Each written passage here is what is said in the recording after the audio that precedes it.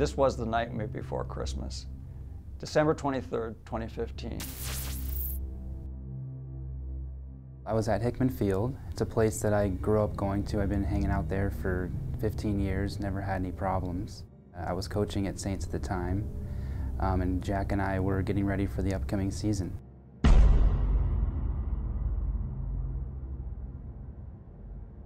They were confronted by a man, a total stranger to them, who came to their batting cage, asked for a light. So I just, said, no, we don't smoke, and I dismissed, and I turned around and continued batting practice. And then when told they couldn't help him, he pulled a gun.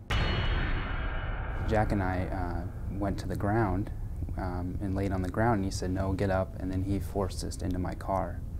I was supposed to go golfing that day after I gave a lesson, so I had my golf clubs behind the driver's seat. He wanted to go behind the driver's seat so he could point the gun directly at my head, but he was actually forced to get behind Jack, who was in the passenger seat. He was pretty upset about that. It made him drive for over 40 minutes, over 30 miles, to a rural part of the county, and Jack and Dylan thought they were going to die. I kept saying, what do you want? I have money in my car, you can have my money, you can have the keys, take the car, take our phones, you can have anything you want, and he didn't want it. He proceeded to terrorize them during that 40-minute period of time. And as they drove further and further, Dylan and Jack both became more and more concerned about this man who still had the gun pointed at both of them. And he said we were going to someone's home in the middle of nowhere to meet his friends. And when I heard that, I, didn't like my chances. They came to a road named Dye Road. And Jack, the high school student, D-Y-E is how it's spelled, but he thought it meant D-I-E. He thought this was going to be the end. There was a construction zone, and there was just a big, dirt lot, and I figured this was my chance. As the car was going about 30 miles an hour, he let go of the steering wheel, jumped between the seats, grabbed the gun, and started struggling with the defendant. Put my hands around his wrist and deflected the gun away from my body. The car then is now going across the road and crashes into a ravine at the other side of the road. He shot 3 times.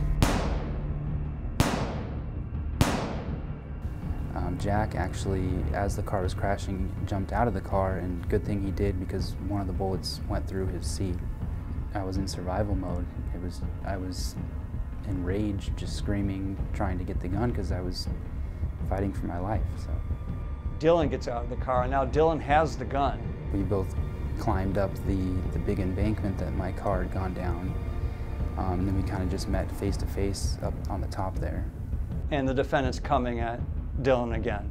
Just kind of shot at his feet, just to warn him, don't come close to me. Dylan flagged down a guy in a truck who picked him up, and Dylan got in the truck with the gun, and the guy who picked him up was a little frightened because here's this guy with a, looks like a crash, but here's a guy with a gun. So I asked him if he wanted me to get rid of the gun. He said yeah, so I threw it on the side of the road.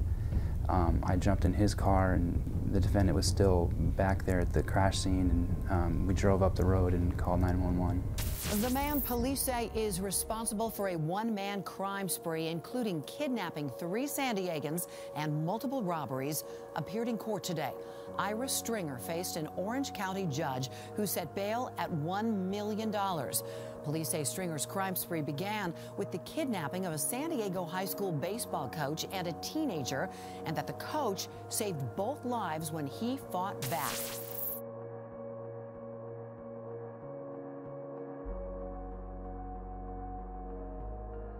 On that day, you thought you could push this around like all your other victims.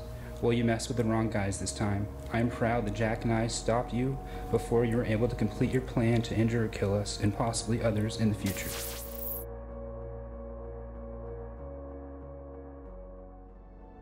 I believe Dylan is a citizen of courage because he is the epitome of courage in a young man. He was not thinking of himself, he was thinking of Jack. He was responsible for Jack that day as his baseball coach, and he knew that he had a duty to Jack's parents to get Jack home in one piece. It seems like so long ago, but it still sticks with you. I mean, Emotionally, I'm doing fine. You know, they help me kind of get through it, and the physical stuff is still there, and I'm getting through that. But I'm doing great. I just got married last year. I started a real estate business, so everything's really good.